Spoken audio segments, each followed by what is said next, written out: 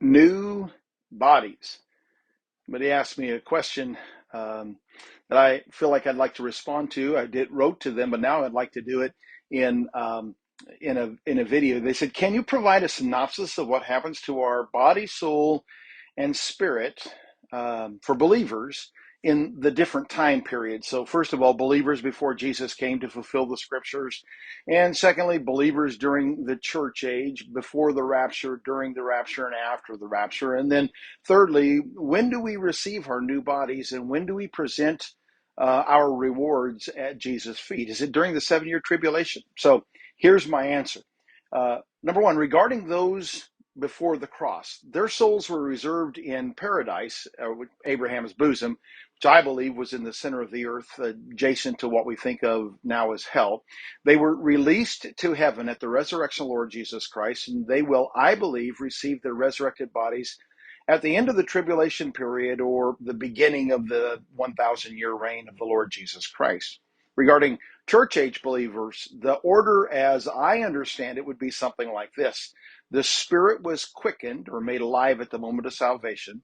The soul was redeemed at the same moment of salvation, but the body remains in the flesh. And I think the battles we face in our flesh are meant to refine us or to sanctify us spiritually. We await our new incorruptible bodies until the rapture and the resurrection that's described in 1 Thessalonians chapter 4, verses 13 through 18. I believe we lay our rewards, all of us, at the Jesus' feet after the judgment seat of Christ, which must take place after the rapture, perhaps just before or at the beginning of the tribulation period.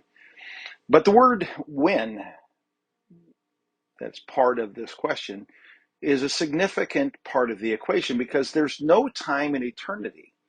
If time is irrelevant, is there really an order of events? I think when is an irrelevant term in eternity. The beginning and the end are the same.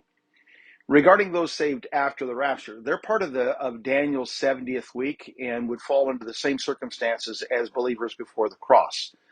Another possibility I consider is that only New Testament Christians have bodies like Christ and are joint heirs with Christ. The promises God makes to Old Testament believers and those saved in the tribulation are related to a kingdom on earth. I believe Christians will then have Christ-like bodies, while Old Testament believers, those saved in the tribulation period, will have Adam-like bodies.